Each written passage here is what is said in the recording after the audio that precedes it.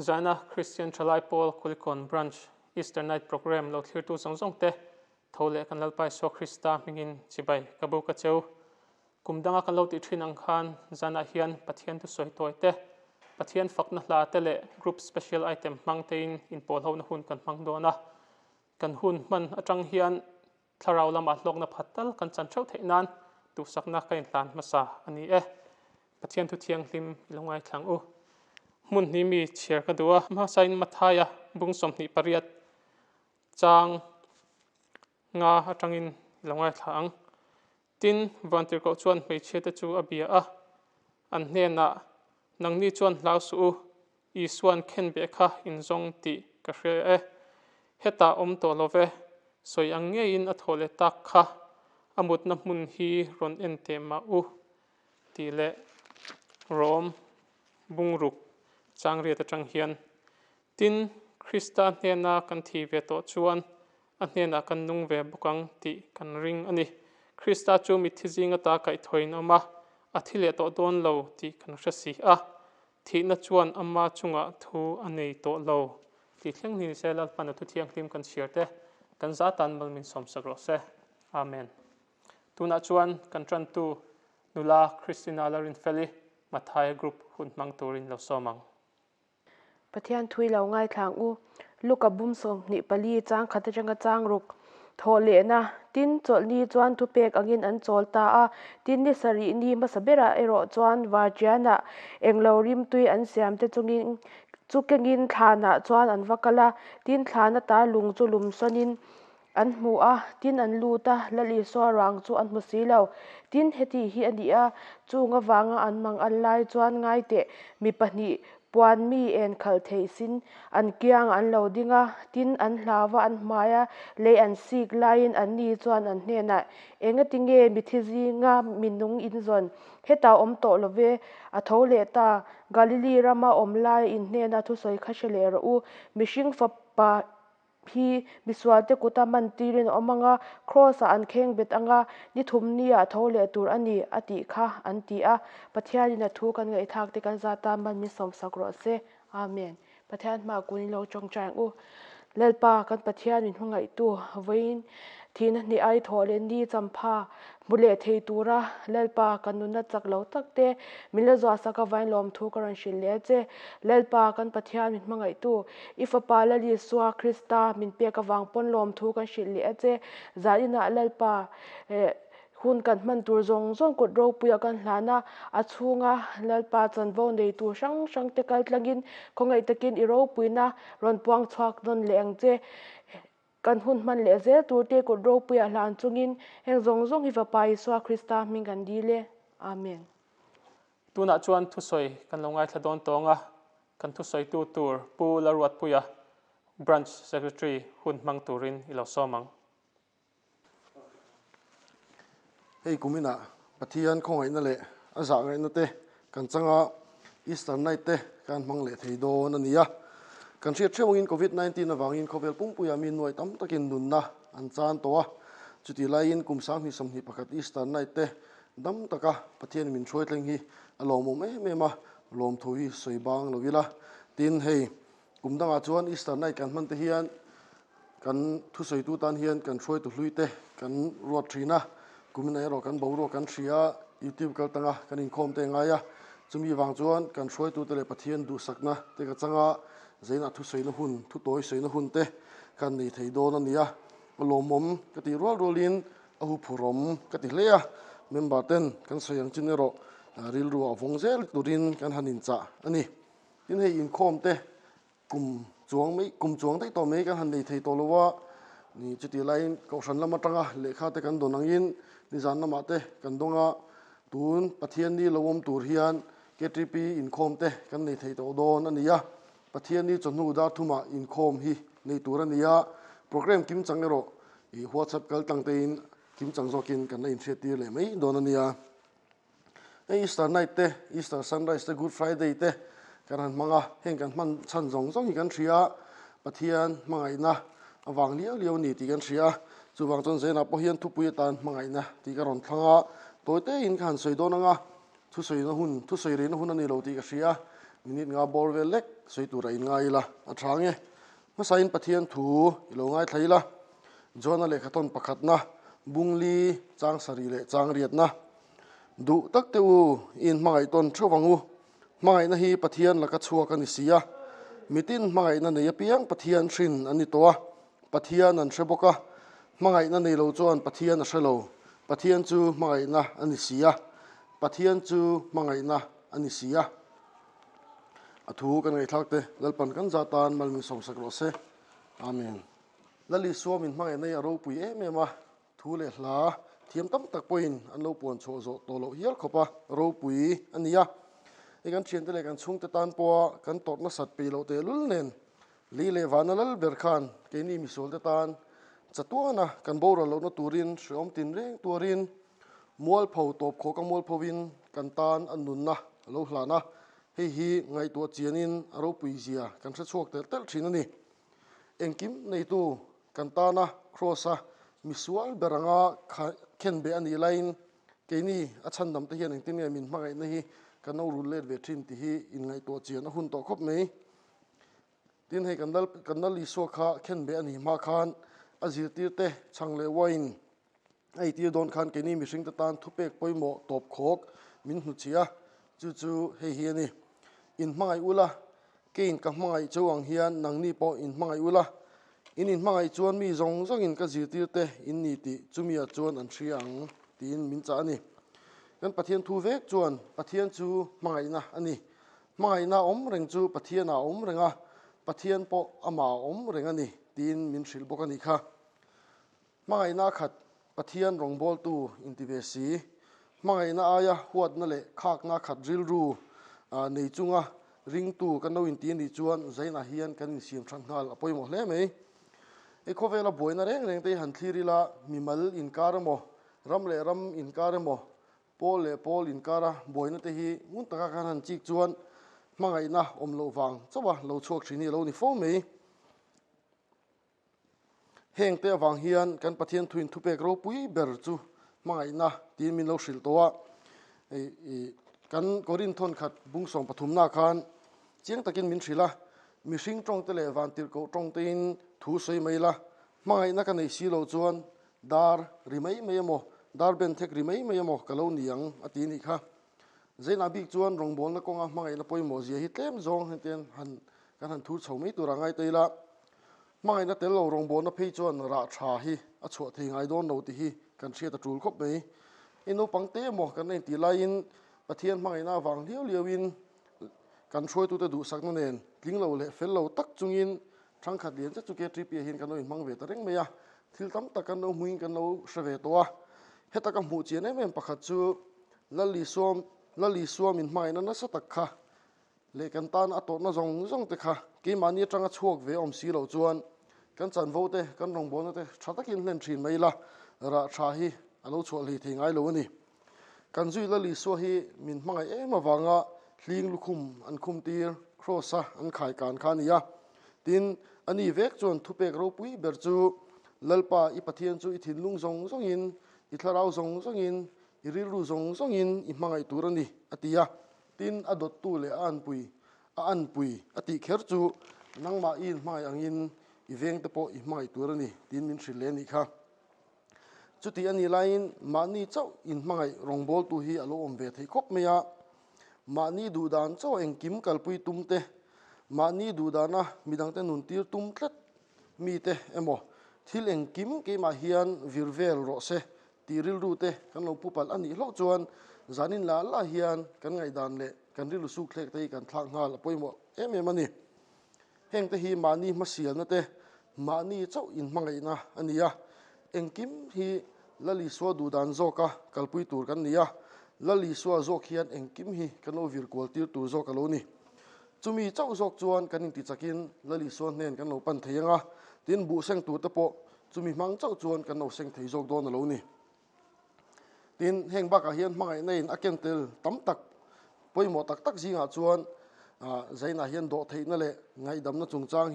hi toy te han soi zui le lokila leile vanal ber khan keini misual le engma ni lo tan athia chuta keini la sual sim reng ngai mei la the koi vel mai te kan ani lain ani chon do thei takin anen lam kan ki le hun hi min hak fan reng thina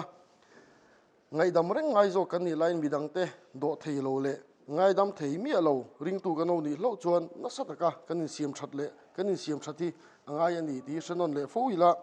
tin voi tam tak ngai dam ngai om vek to lo om zel tur kan ni lain thil hote awanga midang te thil ti suala wanga ngai dam thei lova do thei lo taka midang te ril du kan noi tin sak to hi voi tam tak she tur lom to he hi poi mo em apoi em ani he tin heng ril du kan in tin sak ta hian hong ani thu em ma tharau din mun thleng poin alo hong poi to thina he hi kan no she chen to nia chu wangin he tiang thil hi a thlen thel a thlen lo na turin ke mani kan in en fia fo tulani ke ni ring tu te hi chuan voi tam tak kan hoi san nu poa kan phat san nu poa kan ta na om reng min mangai reng tu mangai na khat kan nal pai suwa jok chau hi antonila tuna khovel tu chemek to kan zorong tu chemek to tungding le tur hian lali so le anun zia chau hi ma chuan zel jok chungin alaya lali so ti chungin thei to pin khoi hmuna po engdin hmuna po dingila lali so rong hi bol zel turin kamem bar puite kan cha du chewani thu kan ngai thlak tel pan kan zatan malmi som sakro se amen kan branch secretary ne na tangin thuchah ro pui tak kan ngai thla theya alom hle mai tuna chuan special item lama kan local don tonga masaberatan Matthaia Group special item life pen ilo clear ho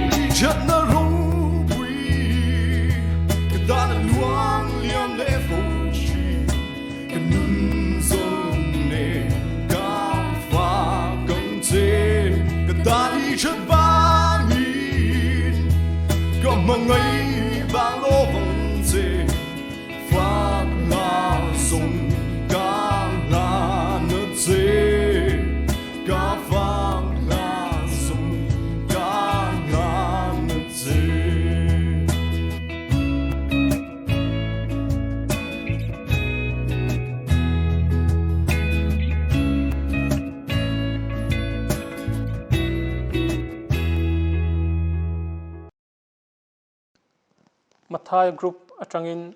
live band ro pui tak kan clear hoin kan ngai Matthaia alom hle mai tuna chuan aduta kan kal lenga Marka Group special item musical drama ilo clear ho leng u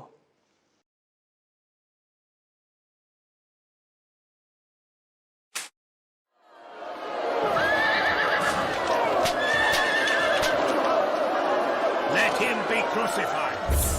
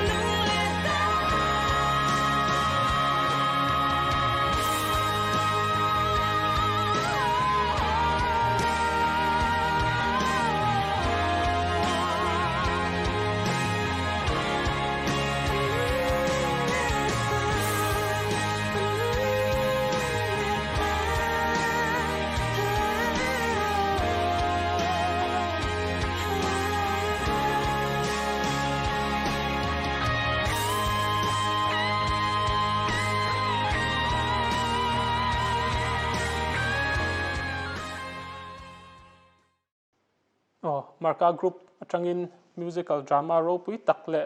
entir thatak kan en ho theya alomom hle mai tuna chuan entertainment subcommittee lamatangin solo turin Ngursiami Chhangte ilo somang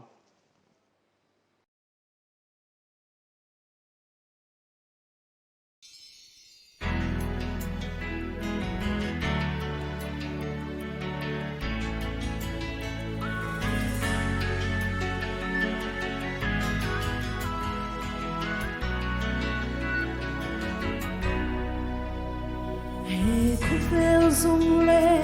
Lalruatpuia te vana arsi zong zong te ne ta hu thei le upha ro te ne aku chua kan lo ni veksi tui thu tak chung a te li hoi ril bera Lalruatpuia ain hung si eng vang hang em o shing mi ma me ya kan ta nu na ron hang le o I ma kan lo ku ne kan ron la na te kan thiam na zong zong te hi o I ne na zo kan thing lung hi kan ron la na te kan thing lung hi kan ron la na te Lalruatpuia ati zong te le angai lut thil tin reng te thil hu ti le angai sam thil te moi na le sam na zong zong te kang pa thiam mangai nga thang le na tu ri thil hu tok reng a om lo ve kang thiam kang thei na le kang nong na zong po nam zoi la a heng si lo o I ma kan lo ku ne kan ron la na te kan thiam na zong zong te hi o I ne na zo kan thing lung hi kan ron la na te kan thing lung hi kan ron la na te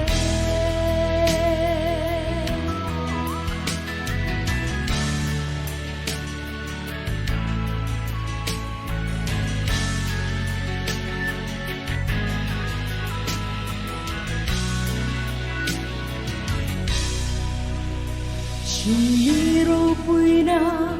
ati zong te le angai lut thil tin reng te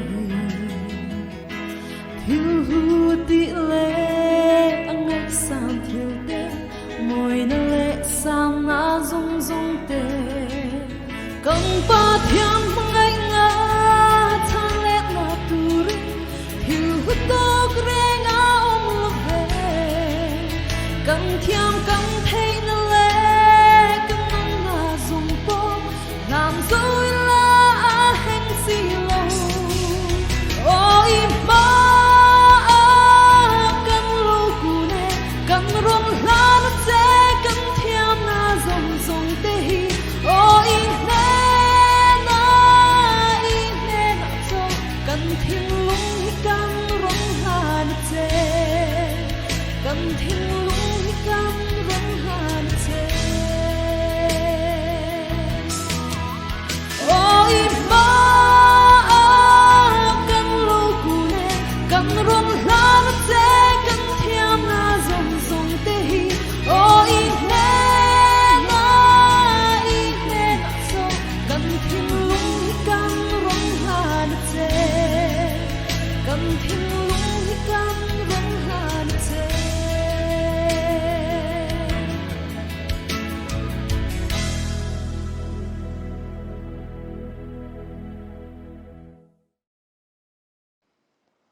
Ngursiami Chhangte nena tangin pathian chibai buk na Lalruatpuia tak kat ngai thla theya alomom tak set ani tuna chuan adota kan kal le ngal menga Johana Group special item Easter thuchah ilo thlir hong u Beram no lal I swa Isaya bung som nga pathum chang sari ani chu ne che in a uma nima sela a in ngai tloma aka po a ang lo beram no tal tura an shwaya angle beram no a mul me tu ma a ngoi renga oma ang main ani aka a ang lo thutlung hui hun lai chuan pui thiam ten mi pui te ai o in ran mangin swal thoina an hlan thina chu ran chu an swal na phur tu chu ani a pathian ma a chu in thoina chu pomin alo om thin ani nima sela anti swal le hun apiangin in thoina an hlan le angai ani keini hi pathianin chu in thoina ai ro pui jok chu min pek adua ama beram no nge anei chun afapa lal I swa min pe a keinin swal thoina hlan ngai to lovin pathian beram no lal I swan ama le ama ron in seng sovin kan swal thoina atan crossa chuan a in hlana kan nat na te kan lungai na te kan kholo na te le kan bo chiat na te chu ama in phurin athi a thlan thima chuan lutin mel mapa setanan eden huana min ruk sak to zong zong chu min pelet le in thi na ne in a tho le ta dam na I zong chinem ha chol na imamo em swal phuarin I omem kanta na anun na petu lal I swa hi inuna lo som vero le Johana Group ten special item thatak member thatem tak tel theina iron entir theya alom omin a hlu hle ani tuna chuan kan item to berna kan local don tonga Luka Group special item Duet ilo thlir hongu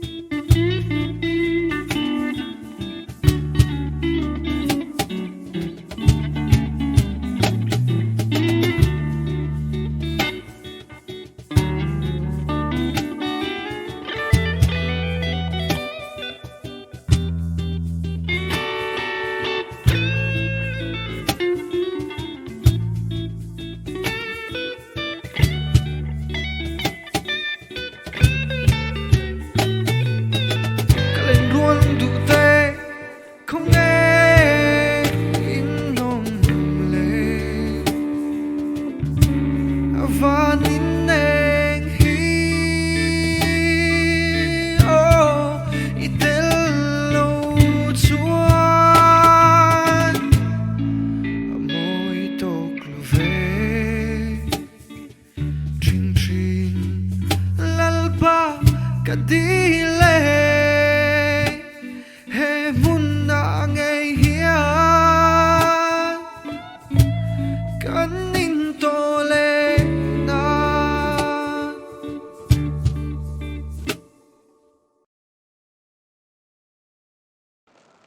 Luka Group te nena changin pathian fakna lamoi tak kan ngai thatheya an chunga lom thu kan soi ani chuan jana hian kan musician te chunga lom thu kan soi du boka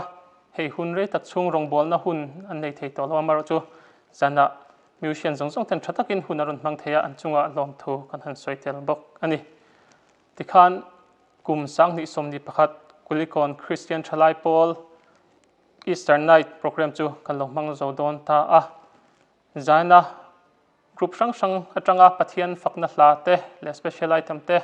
kan ngai thak te le entertainment subcommittee changin special item kan nei te Lalruatpui in alomum khop meya